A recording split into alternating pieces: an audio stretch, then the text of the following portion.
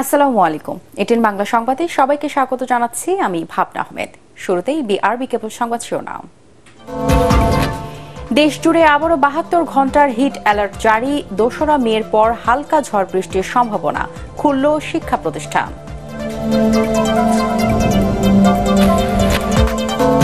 কালো চশমা পরা বিএনপি নেতারা উন্নয়ন দেখে না, মন্তব্য ওবায়দুল কাদেরের। সরকারের মদদে ব্যাংক ডাকাত দুর্নীতিবাজরা দাপিয়ে বেড়াচ্ছে, অভিযোগ বিএনপির। মূল্যস্ফীতি নিয়ন্ত্রণ ও ডলার সংকটে মোকাবেলা করে বাজেট প্রণয়ন করার পরামর্শ বিশ্লেষকদের। এনবিআর এর সংস্কার হলে রাজস্ব আদায় ৩ গুণ বাড়ানো সম্ভব। কুরবানির ঈদে পশুর কোনো সংকট হবে না, চাহিদার চেয়ে ৩০ লাখ পশু বেশি আছে, জানালেন মৎস্য ও প্রাণী সম্পদ মন্ত্রী। শুনছিলেন বিআরবি কেবল সংবাদ শিরোনাম। এবারে বিস্তারিত সংবাদ। তাপপ্রবাহের কারণে দেশ জুড়ে আবারও ৭২ ঘন্টার হিট অ্যালার্ট জারি করেছে আবহাওয়া অধিদপ্তর। এরপর তাপমাত্রা কিছুটা কমলেও একেবারে কমার কোনো সম্ভাবনা নেই বলে জানিয়েছেন সংস্থাটি। তবে ২রা মের পর সারা দেশে স্বল্প পরিসরে ঝড় বৃষ্টির সম্ভাবনা রয়েছে বলে জানিয়েছেন আবহাওয়া অধিদপ্তর। ঐশী গোস্বামী প্রমাণ রিপোর্ট। সূর্যের এই প্রখরতাই জানান দিচ্ছে কতটা তেজ ছড়াচ্ছে মাঝ বৈশাখের এই রোদ। কোটি কোটি মাইল দূরে থেকে পৃথিবীতে সূর্য তার আলোকরশ্মি ছড়ালেও প্রাণীকুল জ্বলছে তীব্র তাপে, যাতে অতিষ্ঠ জনজীবন। প্রতি বছর বৈশাখ মাস জুড়ে ঘন মেঘ করে ঝড়ের সাথে বৃষ্টি ঝরলেও এবার একেবারে উল্টো চরিত্র প্রকৃতির। তীব্র রোদ আর গরমে যেন কোথাও মিলছে না একটু স্বস্তি। আর এতে সবচেয়ে বেশি কষ্ট হচ্ছে দিনমজুর ও খেটে খাওয়া মানুষগুলোর। তারপরেও জীবিকার তাগিদে গা জ্বালা রোদে পড়েই দিনভর থাকতে হচ্ছে রাস্তায়। গরম তো হেভি গরম, এরপর কষ্ট কাজ করা লাগে। গরিব মানুষ, বউ পোলাবান আছে, পুঁজি কামাই না করে চলবে, ঘর ভাড়া খাওয়ান, বাচ্চা করে পড়ালেখা লাগে, খাওয়া লাগে, ঘর ভাড়া দিলে। আমরা তো ঢাকা শহর বাড়ি নাই, বাড়িতে সব পাবলিকের। আমরা তো কাজ ছাড়া খামু কেমনে? আমরা তো দোকানদারি করি, ব্যবসা করি, আমরাও তো অনুভূতি পাইতেছি না, কিন্তু রাস্তায় বাইরে হইলে আমাদের সমস্যা হয়। এদিকে চলমান তাপপ্রবাহ আরও 3 দিন থাকবে বলে জানিয়েছেন আবহাওয়াবিদ খন্দকার হাফিজুর রহমান। তবে ২রা মের পর কালবৈশাখী ঝড়ের সাথে হালকা বৃষ্টির আভাস দেন তিনি। এল নিনো কিন্তু এখন পর্যন্ত এটা সক্রিয় অবস্থায় আছে, তো সামনের মাসে তো এটা নিউট্রালের দিকে যাবে এবং এল নিনো সক্রিয় থাকার জন্যই বৃষ্টিপাত এ অঞ্চলে কম হচ্ছে। এখন যে অবস্থাটা আছে আগামী ৭২ ঘন্টা এটা অব্যাহত থাকবে। ৭২ ঘন্টা পরে তাপমাত্রাটা কিছুটা প্রশমিত হবে। এই তাপপ্রবাহ থেকে পরিত্রাণের একমাত্র উপায় হচ্ছে তীব্র কালবৈশাখী ঝড়সহ ভারী বৃষ্টি। বাতাসে অধিক মাত্রায় জলীয় বাষ্প থাকায় স্বাভাবিকের চেয়ে বেশি গরম অনুভূত হচ্ছে। তাই যথাসম্ভব শীতল স্থানে অবস্থান করার নির্দেশনাও দেন এই আবহাওয়াবিদ। ঐশী গোস্বামী প্রমা, এটিএন বাংলা, ঢাকা।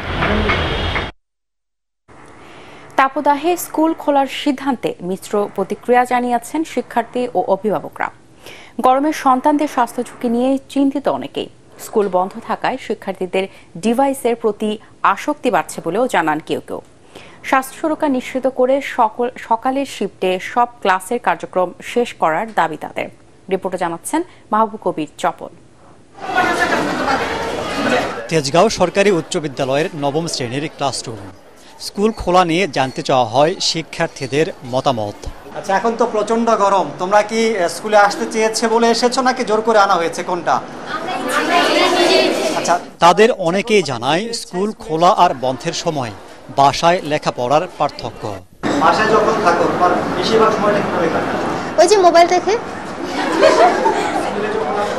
তখন তো ফ্রেন্ডদের সাথে স্টাডি প্লাস ফ্রেন্ড। স্কুলে যেরকম ম্যামরা গার্ড দিয়ে পড়াশোনা করায় ওরকম বাসায় আসলে হয় না এখন নতুন কারিকুলামের জন্য। শনিবার খোলা রাখলে একদিকে সুবিধা আছে আর একদিকে অসুবিধাও আছে, কারণ আমরা যদি ছাত্র এবং শিক্ষক যদি সপ্তাহে 2 দিন বন্ধ পায় তাহলে তারা মানসিকভাবে প্রস্তুতি নিতে পারে। সকালের শিফটের শিক্ষার্থীদের গরমে ভোগান্তি কিছুটা কম হলেও কষ্টটা বেশি দুপুরের শিফটের শিক্ষার্থীদের। অনেক স্কুলে টিনশেড ক্লাসরুমে গাদাগাদি করে বসে বাড়ছে অস্বস্তি। আর সরকার একটু টাকা খরচ করে এসি লাগান লাগতো, আমাদের এই টিন শেডের কারণে টিন গরম হইতেছে, যার কারণে ক্লাসরুম আরো উত্তপ্ত হইতেছে। মর্নিং শিফটে যারা তারা একটু শান্তিতে আছে, তার কারণ সকালে একটু কম ঠান্ডা থাকে, কিন্তু ডে শিফটে একটু বেশি গরম পড়ে যায়। কয়েকদিন পরে পরীক্ষা শুরু হবে, সাজেশন দিব অনেক, এর জন্য আশা লাগে। বন্ধ রাখাটাই ভালো ছিল। কেন কেন এই গরমে তো বাচ্চাটা তো অস্থির হয়ে যাচ্ছে। স্কুল না খুললে তো মনে করেন পোলাপানে পড়ালেখা নষ্ট হইতেছে, কারণ আর সামনে তো পরীক্ষা। বাচ্চা তো অসুস্থ হয়ে গেলে তারপর আমি নিজে অসুস্থ হয়ে যাইতে পারি। আর এমনি যদি বাসায় থাকে মোবাইলের প্রতি ঝুঁকি থাকে বেশি, লেখাপড়া অতটাই করে না। খুলেছে প্রাইমারি স্কুলও, লেখাপড়ার পাশাপাশি শিশুদের দিকে বাড়তি মনোযোগ দিতে হচ্ছে গরমের কারণে। রাখা হয়েছে খাবার, পানি, স্যালাইনের ব্যবস্থা। স্বাস্থ্য সুরক্ষার জন্য আমাদের বাচ্চাদের জন্য ক্লাসরুমগুলিতে আইপিএস এর ব্যবস্থা হয়েছে এবং পর্যাপ্ত পানির ব্যবস্থা আছে, ফিল্টার আছে এখানে। প্রয়োজনে আমরা স্যালাইনের ব্যবস্থা করে রেখেছি স্কুলে। স্কুল থেকে যাতায়াতের পথেও সতর্ক থাকার পরামর্শ দিচ্ছেন শিক্ষকরা। শিক্ষা প্রতিষ্ঠান বন্ধ কিংবা খোলা যাই থাকুক না কেন, সিলেবাস শেষ করতে বেশিরভাগ শিক্ষার্থীকে প্রাইভেট আর কোচিং করাতে হয়। অনেক স্কুল কলেজ শুধুমাত্র পরীক্ষা নিয়েই দায় সারে, তাই ক্লাসরুমে পড়ার মান বাড়ানোর দাবি শিক্ষার্থীদের। মাহবুব কবির চপল, এটিএন বাংলা, তেজগাঁও, ঢাকা। কালো চশমা পরা বিএনপি নেতারা দেশের উন্নয়ন দেখতে পায় না বলে মন্তব্য করেছেন আওয়ামী লীগ সাধারণ সম্পাদক ওবায়দুল কাদের। তিনি বলেন, বাংলাদেশকে নিয়ে পাকিস্তানের প্রধানমন্ত্রীর বক্তব্যে বিএনপির লজ্জা পাওয়া উচিত। বঙ্গবন্ধু দ্বিতীয় পুত্র শেখ জামালের ৭১তম জন্মদিন উপলক্ষে রাজধানীর বনানীতে তার সমাধিতে শ্রদ্ধা জানানো শেষে এসব কথা বলেন সেতুমন্ত্রী। সম্প্রতি জাতীয় পার্টির চেয়ারম্যানের এক বক্তব্যের জবাবে ওবায়দুল কাদের বলেন, দ্বাদশ জাতীয় সংসদ নির্বাচনে কোনো বিদেশি শক্তির চাপ ছিল না। জাতীয় পার্টি কেন নির্বাচন করছে তা ওই দলটিকে পরিষ্কার করতে হবে। শেখ হাসিনা দেশে ফিরে ষড়যন্ত্র বন্ধ করে রাজনীতিতে উন্নয়ন ও অগ্রগতির ধারার সূচনা করেছে জানিয়ে তিনি বলেন, বর্তমান সরকারের আমলে দেশে উন্নয়নের ধারা অব্যাহত আছে।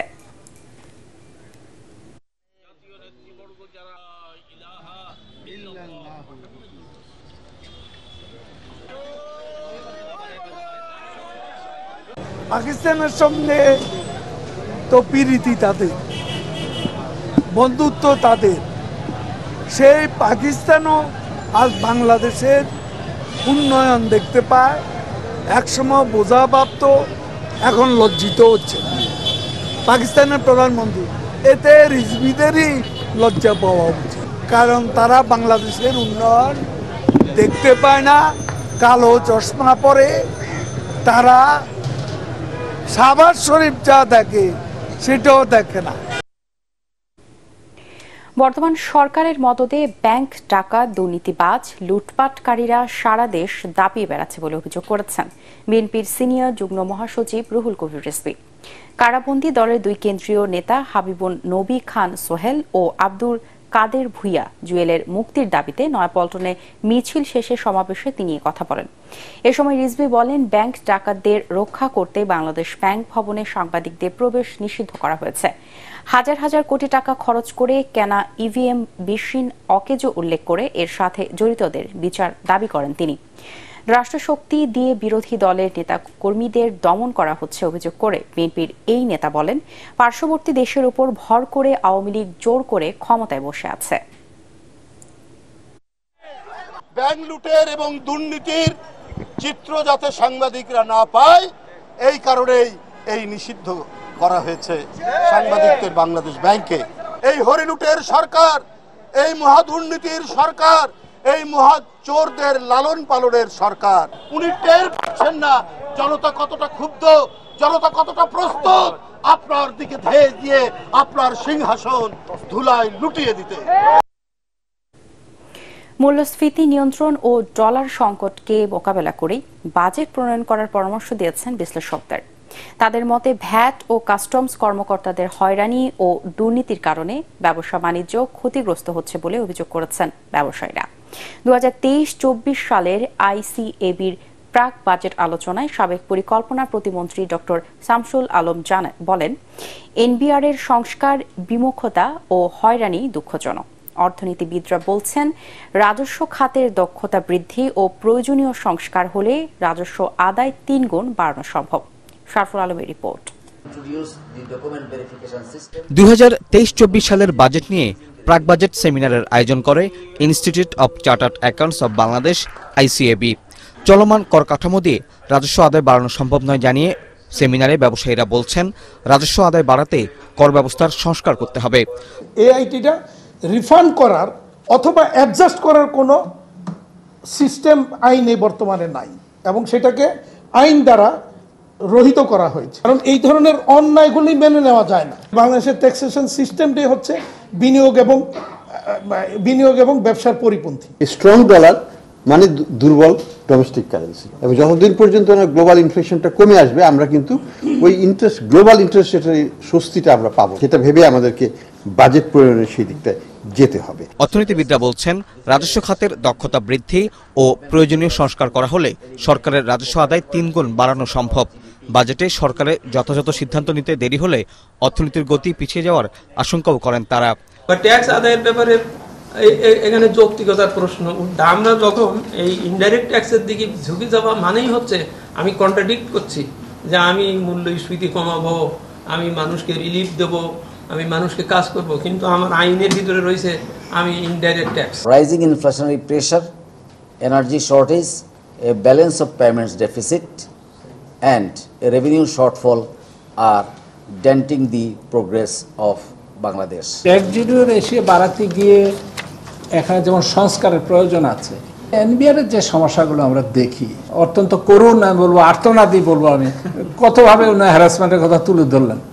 তো এ তো কিছু না কিছু সত্য হলো তো দুঃখজনক। কর জিডিপি হারের চিত্র তুলে ধরে বক্তারা জানান, রাজস্ব আইন পরিবর্তনে সরকারের সদিচ্ছার অভাব রয়েছে। শারফুল আলম, ATN বাংলা, ঢাকা। কোরবানির পশু আমদানির কোনো প্রয়োজন নেই বলে জানিয়েছেন মৎস্য ও প্রাণী সম্পদ মন্ত্রী আব্দুর রহমান। সচিবালয়ে এক সংবাদ সম্মেলনে তিনি জানান, আসছে কোরবানি ঈদে চাহিদার চেয়ে 30 লাখ পশু বেশি রয়েছে। ফজর রাব্বির রিপোর্ট। এপ্রিল প্রায় শেষ, জুন মাসের মাঝামাঝি মুসলমানদের অন্যতম বড় ধর্মীয় উৎসব ঈদুল আজহা। এরই মধ্যে ঈদকে সামনে রেখে শুরু হয়েছে নানা প্রস্তুতি। কুরবানির পশুর প্রাপ্যতা ও দাম নিয়েও অনেকের মধ্যে রয়েছে দুশ্চিন্তা। তবে মৎস্য ও প্রাণী সম্পদ মন্ত্রী আব্দুর রহমান জানিয়েছেন, চাহিদার চেয়ে 30 লাখ বেশি কুরবানির পশু রয়েছে। গত কুরবানি ঈদে 19 লক্ষ গবাদি পশু অবিকৃত ছিল, সেই জায়গায় এবার আরও 30 লক্ষ সংযোজিত হবে। তো সুতরাং এটা আমদানি করবার কোনো প্রশ্নই ওঠে না, বরং এই বর্ডারের যারা দায়িত্ব পালন করে তাদেরকে নিশ্চয়ই তার সংশ্লিষ্ট মন্ত্রণালয়ের সঙ্গেও আমরা কথা বলবো, যাতে কোনোভাবে কোনো ভিন্ন পথে বা কোনো অবৈধ পথে এই গবাদি পশু ঢুকতে না পারে। দাম নাগালের মধ্যে রাখতে কুরবানির পশু পরিবহনে চাঁদাবাজি যেন না হয় সে বিষয়ে তদারকি করা হবে বলে জানান মন্ত্রী। পথে পথে ঘাটে ঘাটে চাঁদাবাজি এবং মধ্যস্বত্ব ভোগীদের দৌরাত্ম্য যাতে নিয়ন্ত্রণে রাখতে পারি সে ব্যাপারে আমরা আন্তঃমন্ত্রণালয় বৈঠকে ঠিক করব। এবছর 1,20 থেকে 30 লাখ পশু কোরবানি হতে পারে বলে জানান প্রাণী সম্পদ মন্ত্রী। ফজল রাব্বি, ATN বাংলা, ঢাকা। বৃষ্টির অভাবে ঝিনাইদহে পানির স্তর 30 থেকে 35 ফুট নেমে গেছে। এর ফলে অকেজো হয়ে পড়েছে শত শত নলকূপ। দেখা দিয়েছে খাবার পানির সংকট। পানির অভাবে ব্যবহৃত হচ্ছে পাট, ধান সহ অন্যান্য ফসলের চাষাবাদ। ঝিনাইদহ প্রতিনিধি নিজাম জোয়ারদার বাবলুর পাঠানো রিপোর্ট জানাচ্ছেন আসিফুর রহমান সাগর। বৈশাখের তাপদাহে ফেটে চৌচির দিগন্ত জোড়া ফসলের মাঠ, নষ্ট হচ্ছে বোরো ধান সহ ফসলের ক্ষেত। বৃষ্টির অভাবে পানির স্তর নেমে যাওয়াতেই পানি উঠছে না শ্যালো মেশিন, পাম্প ও নলকূপে। সেচ পাম্পগুলো 8 থেকে 10 ফিট গর্ত করে নিচে নামিয়েও মিলছে না পানি। ফসল হানির দুশ্চিন্তায় উদ্বিগ্ন চাষিরা। খরার জন্য ধান সব মরে যাচ্ছে, শুকায় যাচ্ছে, ফোলা ধান ফোলামুখী সব শুকায় যাচ্ছে। সেচ দেব, মোটরে পানি উঠতেছে না। মাঠে এরকম অবস্থা, সব ধান নষ্ট হয়ে গেছে। এখন যদি বৃষ্টি না হয় তাহলে যা গেছে আরো যেটুকু আছে এটুকু চলে যাবে। শুধু ফসলই নয়, পানির অভাবে বিপর্যস্ত জনজীবন। সংকট দেখা দিয়েছে খাওয়ার পানিরও।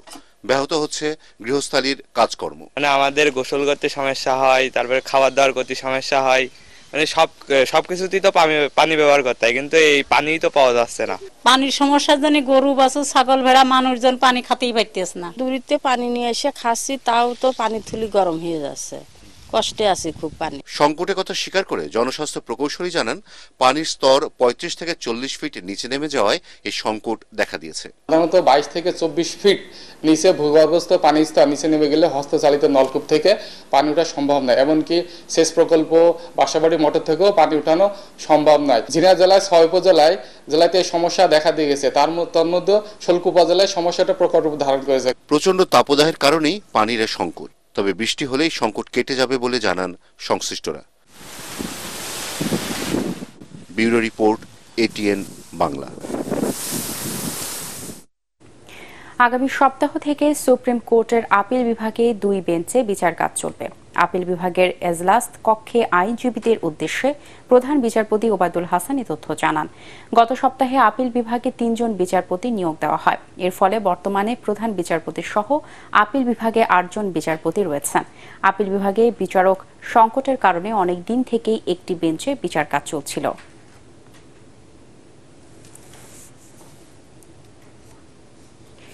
পুরো দমে কার্যক্রম চলছে দাসেরকান্দি পয়ঃশোধনাগারে। দাসেরকান্দি পয়ঃশোধনাগারে পয়ঃবর্জ্য পুড়িয়ে উৎপাদন হচ্ছে সিমেন্টের ফ্লাই অ্যাশ আর নদীতে ফেলা হচ্ছে পরিষ্কার পানি। আরও 4টি পয়ঃশোধনাগার নির্মাণের প্রস্তুতি নিয়েছে ঢাকা ওয়াসা। পাওয়ার চায়না চেনগুর প্রতিনিধি দলের পরিদর্শন শেষে ওয়াসার পক্ষ থেকে জানানো হয় 5টি প্ল্যান্ট বাস্তবায়ন হলে নগরবাসীর শতভাগ উন্নত ও টেকসই পয়ঃসেবা নিশ্চিত হবে। বিস্তারিত জানাচ্ছেন শফিকুল ইসলাম শামীম। জনবহুল শহর ঢাকার পয়ঃবর্জ্য ব্যবস্থাপনার সক্ষমতা ছিল না ঢাকা ওয়াসার। অধিকাংশ বাসাবাড়ির পয়ঃবর্জ্য সুয়ারেজ লাইনের মাধ্যমে সরাসরি যেত খাল এবং নদীতে। এতে দূষিত হতো খাল নদীর পানি।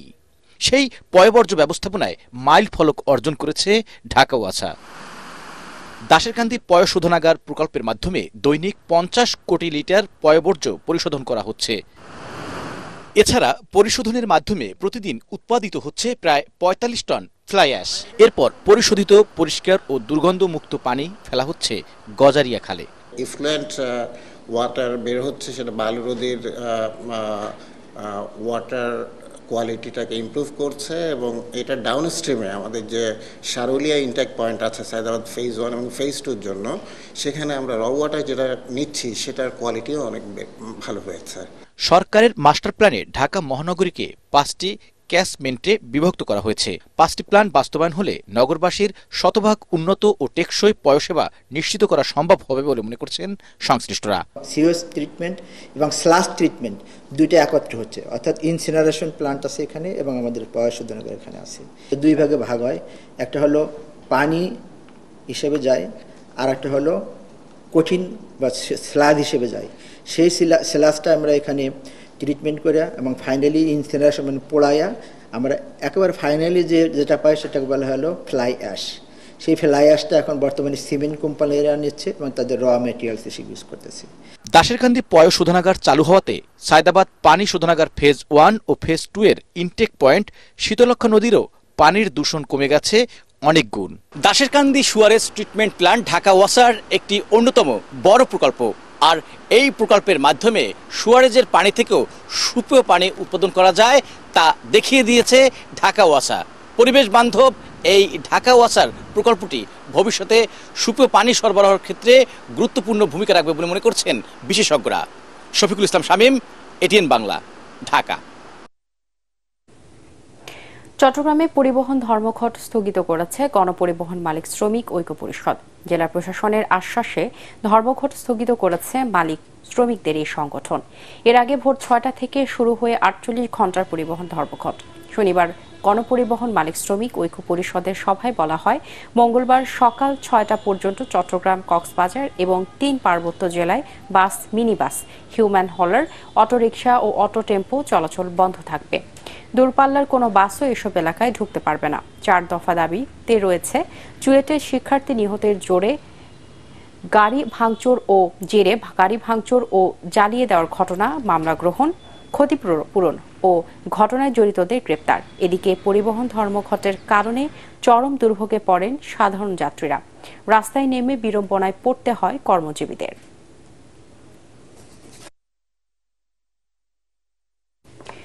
সকলের সম্মিলিত প্রচেষ্টায় স্মার্ট বাংলাদেশ বিনির্মাণে গুরুত্বপূর্ণ ভূমিকা রাখতে পারে বলে মনে করেন শিল্পমন্ত্রী নুরুল মজিদ মাহবুব। রাজধানীর কাউলাই নর্দার্ন ইউনিভার্সিটির নিজস্ব ক্যাম্পাসে স্মার্ট বাংলাদেশ বাস্তবায়নে বিশ্ববিদ্যালয়টির ব্যবসায় প্রশাসন বিভাগের উদ্যোগে সপ্তাহব্যাপী বিজনেস ফেস্টিভ্যাল উদ্বোধনী অনুষ্ঠানে তিনি এসব কথা বলেন। মন্ত্রী বলেন, দেশে এখন তরুণদের সংখ্যা অনেক, তাদের কাজে লাগিয়ে দেশের উন্নয়ন করতে হবে। এ সময় নর্দার্ন ইউনিভার্সিটি বাংলাদেশ ট্রাস্টের chairman professor doctor Abu Yusuf Mahmud Abdullah শিক্ষার্থীদের উন্নয়নের শিখরে পৌঁছাতে অন্যদের অনুলিপি না করে নিজস্ব পথ তৈরি করার আহ্বান জানান। বিজনেস ফেস্টিভ্যালে বিভিন্ন কলেজ ও বিশ্ববিদ্যালয়ের কয়েকশো শিক্ষার্থী অংশ নেয়। আমাদের এখানে আমাদের অ্যাডভান্টেজ হলো আজকে যারা আপনারা সামনে বসে আছেন আপনারা এই দেশকে আরো অন্তত 50 বছর আপনারা দিতে পারবেন, যেটা আমাদের জন্য অ্যাডভান্টেজ আছে। কাজে সেই যে ওই সময়টার জন্য আমাদেরকে প্রস্তুতি নিতে হবে, বিশ্বের অন্যান্য দেশগুলিকে আমাদেরকে কিন্তু সাফ করতে হবে। As we convene to celebrate the spirit of innovations and entrepreneurship, let us reflect on the transformative power of ideas. Innovation is not merely a buzzword, it is the cornerstone of progress, a catalyst that propels nations toward on the path of development and prosperity. এবারে আল আরাফা ইসলামী bank অর্থ সংবাদ।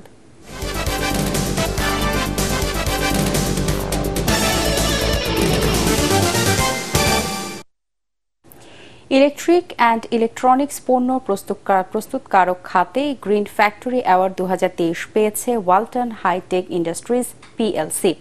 শ্রম ও কর্মসংস্থান মন্ত্রণালয়ের নীতিমালার আওতায় অপরিহার্য প্রতিপালন, পরিবেশগত প্রতিপালন, প্রাতিষ্ঠানিক প্রতিপালন ও উদ্ভাবনী কার্যক্রম বিবেচনা করে ওয়ালটনকে এই অ্যাওয়ার্ড দেওয়া হয়। রাজধানীর বঙ্গবন্ধু আন্তর্জাতিক সম্মেলন কেন্দ্রে আয়োজিত এক অনুষ্ঠানে ওয়ালটনকে এই অ্যাওয়ার্ড প্রদান করা হয়।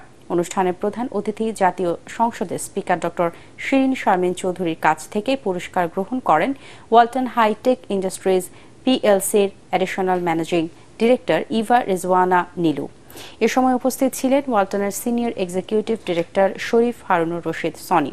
অনুষ্ঠানে বিশেষ অতিথি ছিলেন শ্রম ও কর্মসংস্থান প্রতিমন্ত্রী বীর মুক্তিযোদ্ধা নজরুল ইসলাম চৌধুরী ও আন্তর্জাতিক শ্রম সংস্থা বাংলাদেশের কান্ট্রি ডিরেক্টর টুমু পটি আইডেন।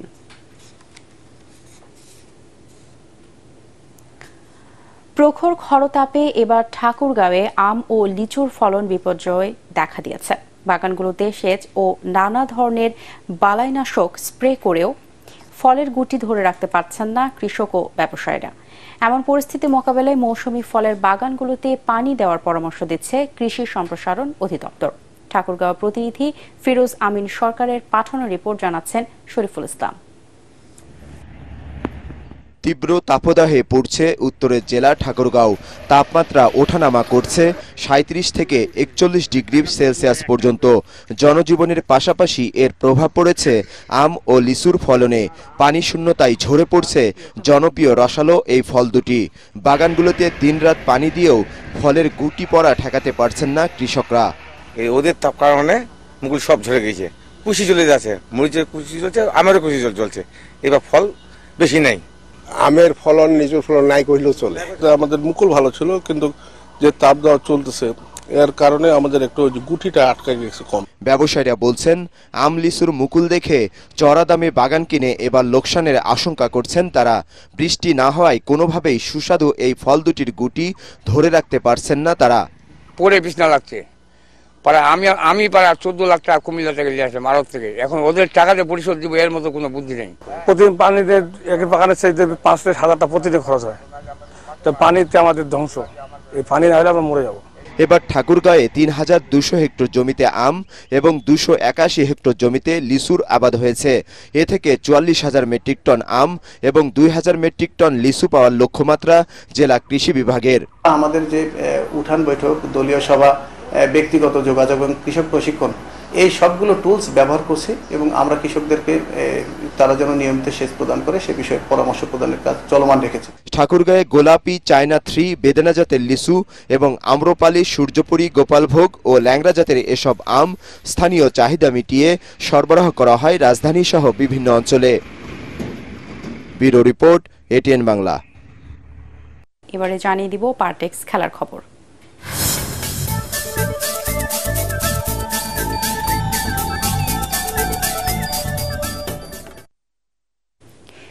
সিলেটে প্রথম টি-20তে বাংলাদেশকে 44 রানে হারিয়েছে ভারতের মেয়েরা। সিলেট আন্তর্জাতিক ক্রিকেট স্টেডিয়ামে টস জিতে ব্যাটিংয়ে নেমে উদ্বোধনী জুটিতে 18 রান যোগ করে আউট হন স্মৃতি মান্ধারা। এরপর শেফালি ভার্মা 31, ইয়াস্তিকা ভাটিয়া 36 আর হারমানপ্রীত কৌর করেন 30 রান। তাতে 7 উইকেটে 145 রান সংগ্রহ করে ভারত। 3 উইকেট নেন রাবেয়া খান। জবাবে অধিনায়ক নিগার সুলতানা ছাড়া আর কোনো ব্যাটারি বাংলাদেশের হয়ে রান তুলতে পারেনি। তাতে 101 রানে থামে স্বাগতিকদের ইনিংস। সর্বোচ্চ 51 রান করেন জ্যোতি।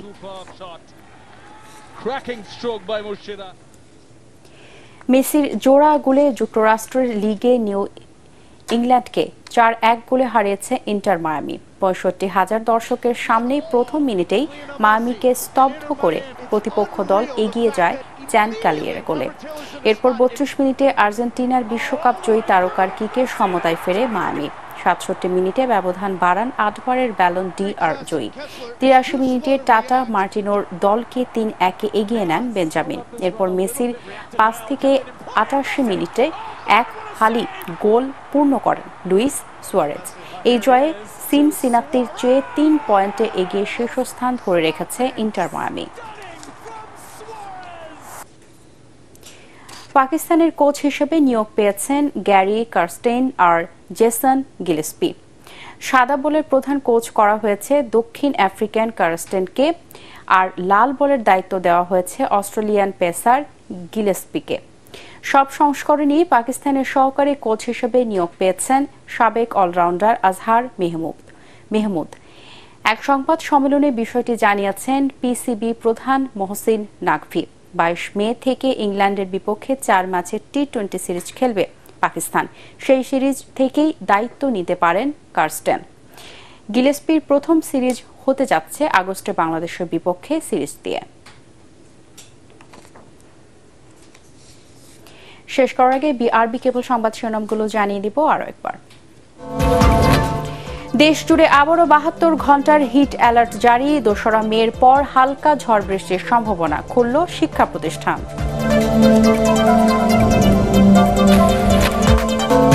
কালো চশমা পরা বিএনপি নেতারা উন্নয়ন দেখে না, মন্তব্য ওবায়দুল কাদেরের। সরকারের মদদে ব্যাংক ডাকাত দুর্নীতিবাজরা দাপিয়ে বেড়াচ্ছে, অভিযোগ বিএনপির। মূল্যস্ফীতি নিয়ন্ত্রণ ও ডলার সংকটকে মোকাবেলা করেই বাজেট প্রণয়ন করার পরামর্শ বিশ্লেষকদের। এনবিআর এর সংস্কার হলে রাজস্ব আদায় 3 গুণ বাড়ানো সম্ভব। কোরবানির ঈদে পশুর কোনো সংকট হবে না, চাহিদার চেয়ে 30 লাখ পশু বেশি আছে, জানালেন মৎস্য ও প্রাণী সম্পদ মন্ত্রী।